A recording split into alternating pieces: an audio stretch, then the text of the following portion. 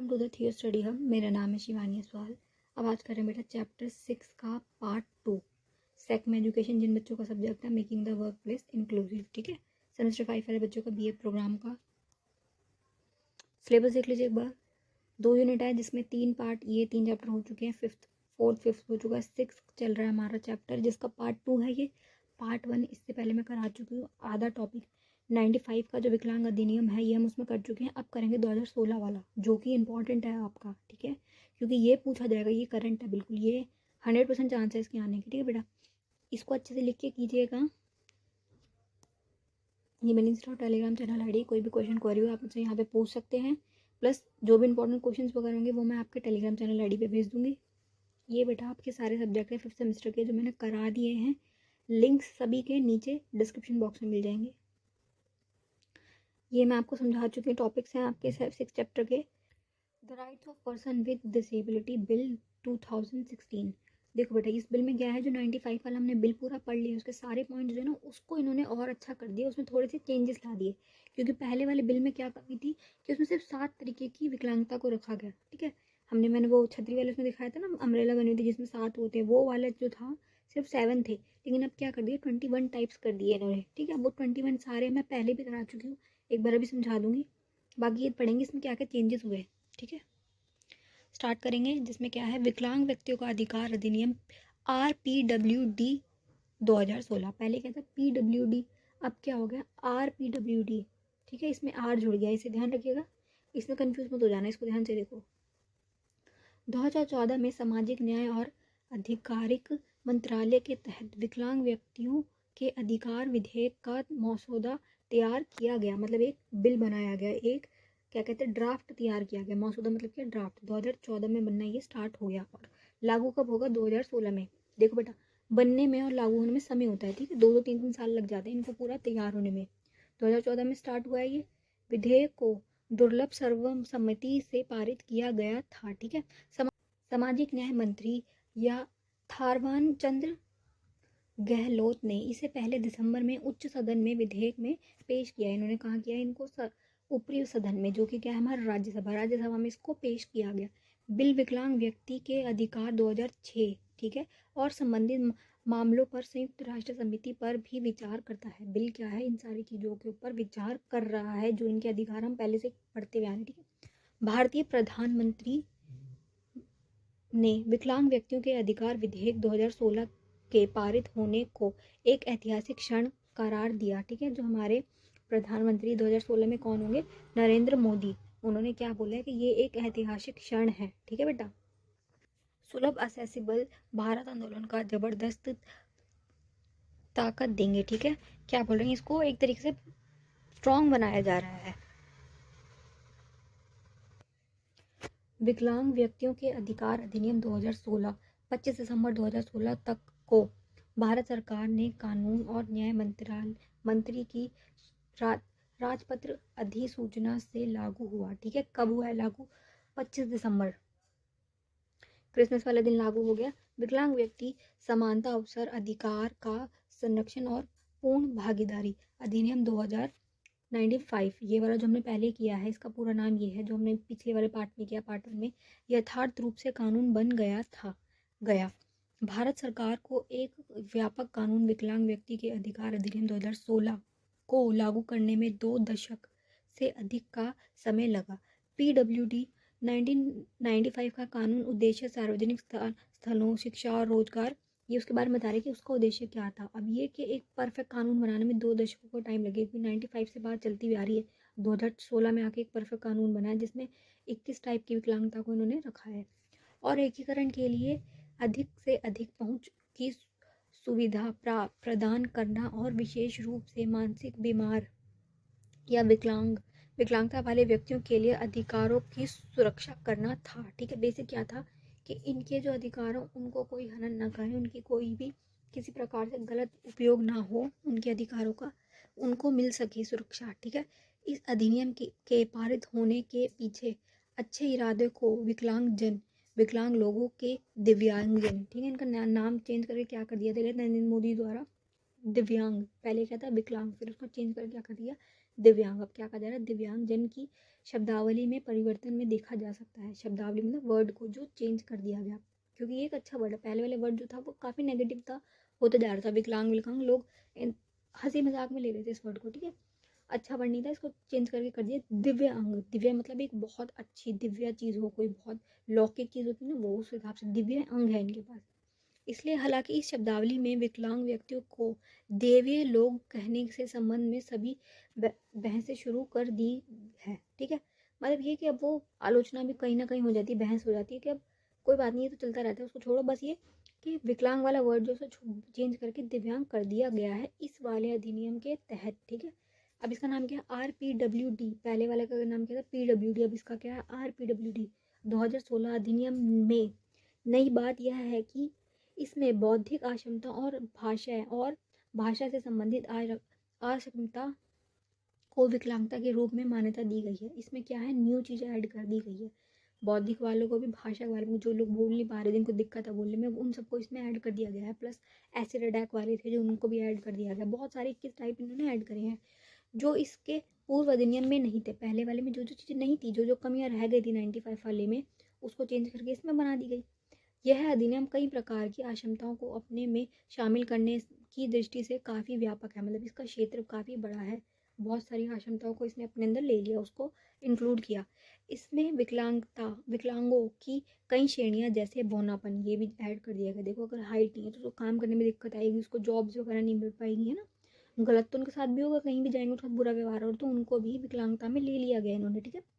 एक muscular dystrophy और रक्त संबंधी बीमारी जैसे थैलीसीमिया, हिलोफीमिया और सिकल सेल रोग को स्वीकृति दी गई। मतलब ये ब्लड से रिलेटेड जितनी भी बीमारी होती है वो सारी, मस्कुलर शारीरिक रूप से जो भी अलग अलग प्रकार की बीमारी हैं जो 95 वाले अधिनियम में नहीं रखी गई थी, उनको इसमें ऐड कर दिया गया। सारी बीमारियां हम डीप में पहले कर चुके हैं चैप्टर 4 में, दोबारा उसको रिपीट नहीं कर रहे। बस ये कि जितने भी हैं उसको चीज़ें व्यापक कर दी गई, उसका एरिया जो है वो बढ़ा दिया गया, ठीक है। विकलांग व्यक्तियों के अधिकार पर संयुक्त राष्ट्र कन्वेंशन 2016 ने सहयोग से RPWD अधिनियम विकलांग व्यक्तियों के सशक्तिकरण के लिए नियमित सिद्धांतों में निर्धारित किया। मतलब ये उसमें न्यू चेंजेस कर दिए गए। अब ये सारे चेंजेस हैं, एक बार इसको देख लेते हैं। क्या बोल रहे हैं कि ऐसा वातावरण तैयार करना जो, बेटा ये लिख लो सारे पॉइंट्स, जो विकलांग व्यक्तियों को उनकी क्षमताओं को विकसित करने में मदद करे। उनकी जो भी क्षमता है, जो काम कर सकते हैं, उनकी स्किल्स को वो बढ़ाएं ताकि वो भी एक आगे अच्छा जीवन जी सके। समाज और राष्ट्र के भी विकास में सार्थक तरीके से योगदान कर सके, उनका भी योगदान हो समाज में, जो पूरा समाज है, ठीक है। विकलांग लोगों को मानव विविधता और मानवता के हिस्से के रूप में स्वीकार किया जाए। उनको भी स्वीकार किया जाए कि वो भी हमारे समाज का ही एक हिस्सा है, वो हमसे अलग नहीं है, उनके भी अधिकार है, जितने हमारे उनके भी अधिकार, उनको स्वीकार किया जाए, सब उसको एक्सेप्ट करें और भिन्नता का सामना करना पड़े, ठीक है। उनको भी हम एक्सेप्ट करेंगे, ये हमसे अलग है लेकिन हमारे जैसे ही हैं, कुछ उसमें गलत चीज़ नहीं है, कोई अपराधी नहीं है वो। जन्मजात गरिमा, जन्मजात गरिमा क्या होता है बेटा, एक रिस्पेक्ट। गरिमा का मतलब है रिस्पेक्ट, स्वसत्ता और अपनी राय और अपनी पसंद बनाने की स्वतंत्रता, कि अपनी मर्जी से वो रह सके, अपनी चीज़ें चूज कर सके, कहीं आ जा सके, अपनी स्कूल कॉलेज जैसे हम खुलेआम घूमते हैं ना, वैसे वो भी घूम सके। उनके लिए इन्वायरमेंट ऐसा बनाया जाए, समान अधिकार प्रदान हो, इक्वल अधिकार मिले उन्हें भी। समाज में पूर्ण और प्रभावी भागीदारी और समावेश सुनिश्चित करना चाहिए कि सब इक्वल हो, उनकी भागीदारी हो, प्रभावी ढंग से समावेश हो जिसमें सब इक्वल होते हैं। उन्हें सामान्य निर्माण लेने का अनुमति दी जाए, उनके खुद के जो निर्णय हैं, खुद के निर्णय ले सकें वो, ठीक है। पेरेंट्स का ज़्यादा कंट्रोल ना हो, ठीक है। किसी भी कार्य में भाग लेने या प्रदर्शन करने में उनकी अक्षमता के आधार पर गैर भेदभाव ना हो। ये नहीं हो कि किसी कंपटीशन में तुम उसे पार्टिसिपेट नहीं करने दे रहे, किसी एग्जाम में तुम उसे बैठने नहीं दे रहे, जॉब्स वगैरह में तुम उन्हें भेदभाव कर रहे हो इस आधार पे कि यार ये तो PWD है, ये क्या कर लेगा, इसे मत, उसको सिलेक्ट मत करो। ये सब नहीं होना चाहिए। अगर वो अपने एग्जाम वगैरह क्लियर कर रहा है, इंटरव्यू अच्छा दे रहा हो, अगर उसकी योग्यता पूरी है बाकी बच्चों के तहत, तो उसके शरीर को देख के तुम उसे मना नहीं कर सकते। इसलिए ये UPSC वगैरह में बहुत सारे डिसेबल लोग जो हैं वो IAS बने हुए हैं, बहुत सारे लोग, ठीक है। क्योंकि शरीर खराब हो उनका, मानसिक रूप से तो वो है ना सशक्त, मानसिक दिमाग तो उनका पूरा है, तो उन्होंने एग्जाम लिखे, इंटरव्यू अच्छे दिए, वो पास हुए हैं और प्लस सीट्स भी रिजर्व है, उनको सीट मिल जाती है। विकलांग लोग सहित सभी के लिए बढ़ने और विकास होने के लिए समाज अवसरों का सृजन करना। उनके साथ बाकी के जितने भी लोग हैं उनके लिए, सबके लिए विकास होने के लिए समान अवसरों का सृजन करना, कि इक्वल, सब इक्वल हो, सब बराबर हो जाए, ये बात रख रही है। किसी भी मुद्दे को हल करने के लिए एक मजबूत सहयोग बनाने के लिए विभिन्न कार्यकर्ताओं, हितधारकों और संस्थाओं, ये सारी संस्थाओं के नाम है। देखो, नागरिक समाज में जो जो आ रहे हैं उनको समझाना, उनको भी मिला के कार्य करना, ठीक है, मिल के कार्य करना।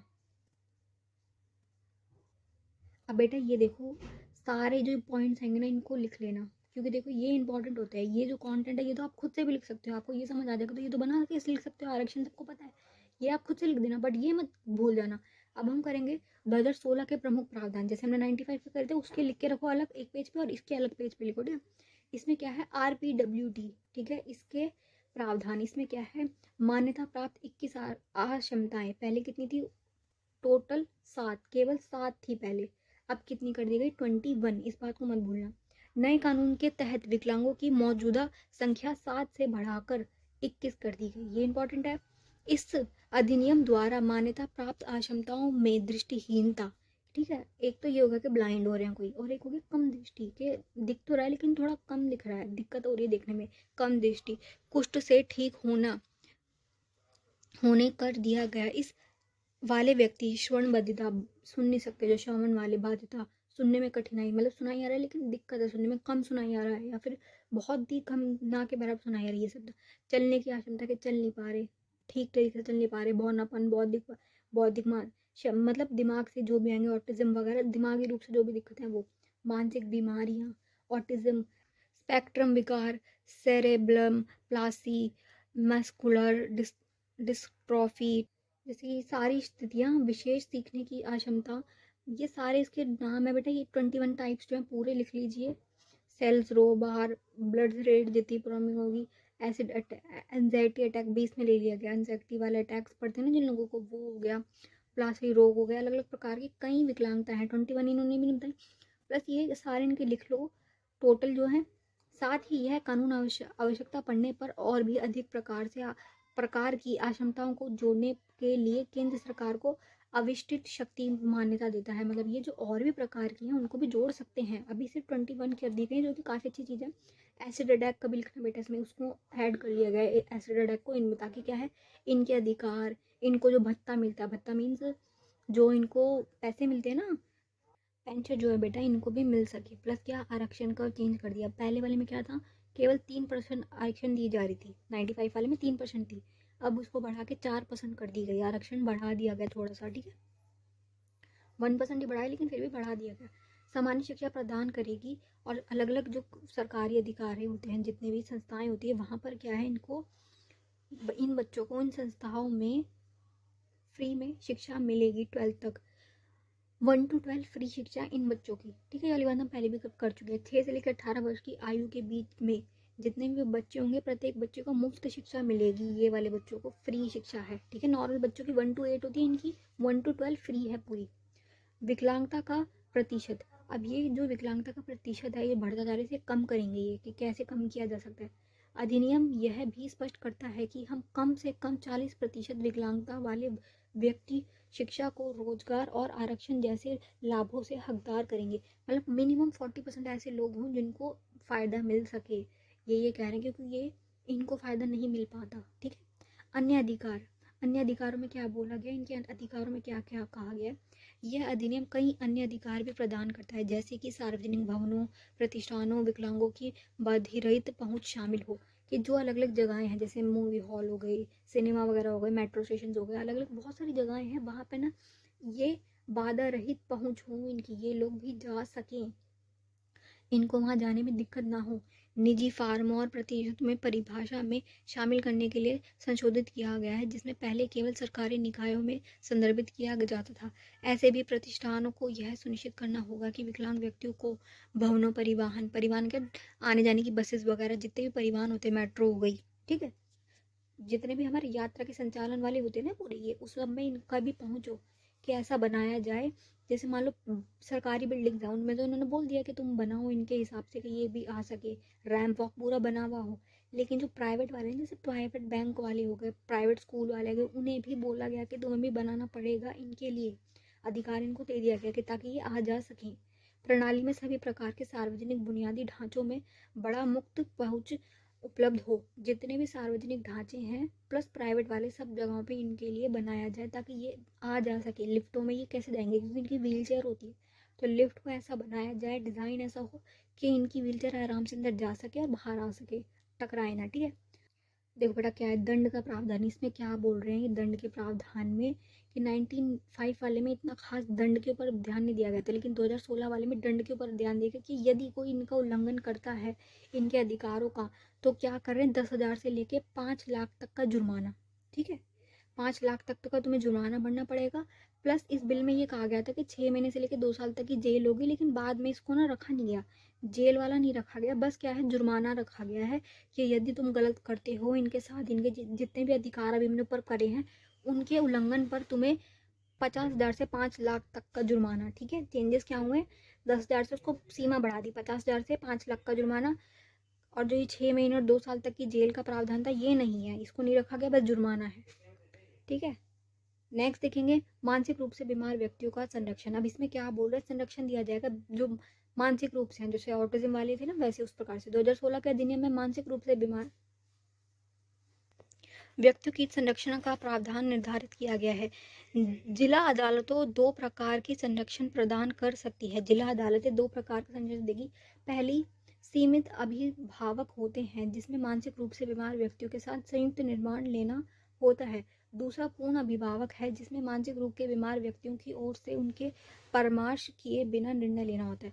देखो एक कैसा होता है, बिना उनकी मर्जी के निर्णय लो, क्योंकि वो ज़्यादा अगर बीमार है तो उनसे क्या डिसीजन बोलोगे तुम, उनसे क्या वो करोगे।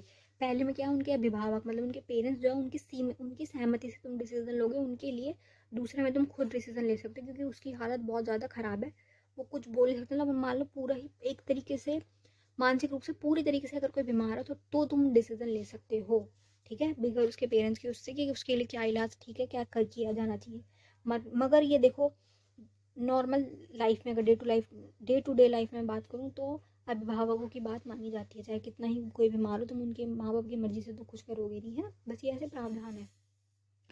RPWD 2016 का कानून विकलांग व्यक्तियों के लिए दिया गए अधिकारों और लाभों को सुनिश्चित करने के लिए प्रभावी उपयोग करने के लिए अधिकारों और सरकार पर एक जिम्मेवारी डालता है। क्या है कानून, क्या है, एक जिम्मेवारी डाल रहा है सरकार के ऊपर कि तुम इनके लिए भी काम करो। यह सरकार को विकलांग व्यक्तियों के लिए समाज द्वारा समान रूप से अधिकारों का आनंद लेने की व्यवस्था करता है कि इनको भी इनके अधिकार मिल सके। वास्तव में विकलांग व्यक्तियों के अधिकार अधिनियम 2016 में ताजा परिघटना है। ये क्या है, ताजा परिघटना, अभी 2016 का है ये, हम अभी 2023 में, लेकिन उनका थोड़ा टाइम पुराना ही है, जिसके लिए हम 1994 में इंतजार कर रहे थे। 1994 से वाला चलता आ रहा है टॉपिक। लेकिन हाँ, यह कहना अतिशयोक्ति नहीं है कि हालांकि 2016 का अधिनियम एक नई शुरुआत है और इसमें कुछ सवालों का जवाब दिया है, लेकिन अब भी लंबा रास्ता तय करना है। मतलब ये कि कहीं ना कहीं कमियां हैं, देखो बेटा अभी भी कमियां हैं और अभी भी लंबा रास्ता तय करना है, सीमाएं आज भी हैं। अब उन सीमाओं को हमें आगे पढ़ना है। ठीक है, नेक्स्ट टॉपिक हमारा सीमा वाला है, इसको पढ़ लेंगे एक बार। लेकिन अभी भी लंबा रास्ता तय करना है, इसमें और अधिक प्रभावी बनाने के लिए कार्यक्रम करने के लिए योजनाओं की ज़रूरत है, नए प्लान्स की ज़रूरत है, नियोजन करने की ज़रूरत है। विकलांग व्यक्तियों को समुचित विकास के लिए सुनिश्चित कर सके कि उनका और अच्छे से डेवलप हो सके, क्योंकि कहीं ना कहीं देखो इनको भूल ही जाते हैं, सारी बात घूम फिर के नॉर्मल लोगों पे होती है, नॉर्मल बच्चों की पढ़ाई पे हो रही है, इनको भूल जाते हैं। तो ये कि इनकी जो सीमाएं हैं, जो इसमें बाउंड्रीज बन रही हैं, जो कमियां रह रही हैं, उसको पढ़ लेंगे एक बार। ये कानून बहुत अच्छा है क्योंकि पहले से बढ़ा के 21 कर दी गई संख्या, लेकिन अभी भी जो कमियां वो पढ़ लेते हैं। RPDW 2016 का कानून पिछले कानून की तुलना में काफ़ी व्यापक है, पहले से तो काफ़ी अच्छा है 95 वाले से, लेकिन इसमें कुछ सीमाएं भी हैं। विकलांग व्यक्तियों को कुछ प्रमुख समस्याओं का समाधान में यह अधिनियम अभी भी अनिवार्य है। बहुत सारी ऐसी प्रॉब्लम्स है जिसमें ये काम नहीं कर पा रहा, ये हेल्प नहीं कर पा रहा। इसके अलावा इस बिंदुओं पर यह उल्लेख करना भी महत्वपूर्ण है कि भारत सरकार ने कन्वेंशन के वैकल्पिक प्रोटोकॉल पर हस्ताक्षर नहीं किया है। भारत सरकार ने वैकल्पिक प्रोटोकॉल जो उसमें हस्ताक्षर नहीं किया, जिसके अनुसार जो व्यक्ति यह मानता है कि संयुक्त राष्ट्र कन्वेंशन के अनुसार उनके अधिकारों का उल्लंघन किया गया है, वे अपने संबंधित देश में निवारण मांगने के लिए विफल विकल्प समाप्त होने के बाद शिकायत संयुक्त राष्ट्र विकल्प समिति में ले जा सकता है। देखो, मान लो तुम्हारे साथ कुछ गलत हुआ, फिर उसके बाद तुम अपनी सरकार के पास गए, तुमने उनको बोला कि हमारे साथ ये गलत हुआ, लेकिन उन्होंने अच्छा डिसीजन नहीं लिया, तुम्हें न्याय नहीं मिला, तो तुम आगे जा सकते हो, इससे अपनी सरकार से ऊपर संयुक्त राष्ट्र समिति वालों के पास जा सकते हो।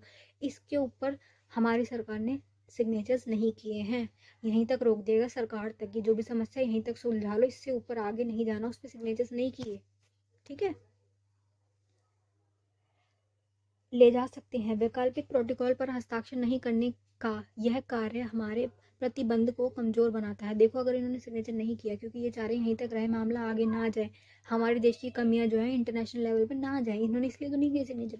तो ये कि ये इसको कमजोर बना रहा है। अगर इसको पावर दी गई है कि तुम आगे भी अपनी बात उठा सकते तो दे देते, लेकिन उन्होंने दिया नहीं, क्योंकि यह विकलांग व्यक्तियों को उनके अधिकारों का उल्लंघन के लिए अंतर्राष्ट्रीय स्तर पर कानून उपचार की मांग करने से वंचित कर देता है। ऊपर हाई लेवल पर अंतर्राष्ट्रीय स्तर पर जाने से सरकार ने रोक दिया, क्योंकि उन्होंने सिग्नेचर ही नहीं किए कि तुम आगे जा सकते हो, ठीक है। ये आ गई कमी बहुत बड़ी, ठीक है।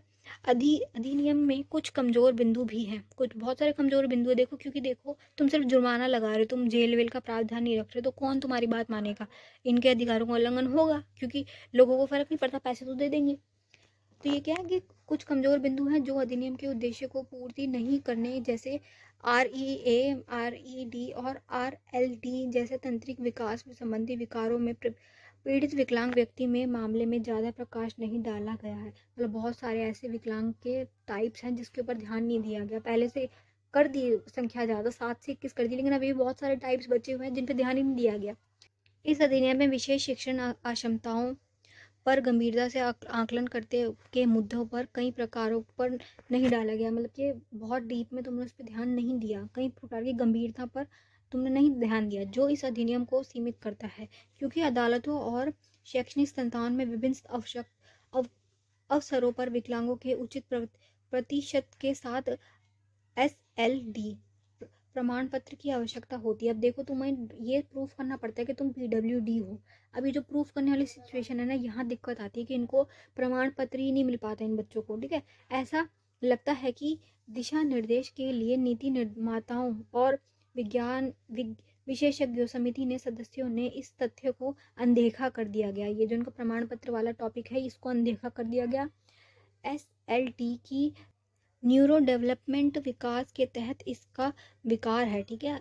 मतलब ये जो प्रमाण पत्र लेना, ये बहुत डिफिकल्ट है।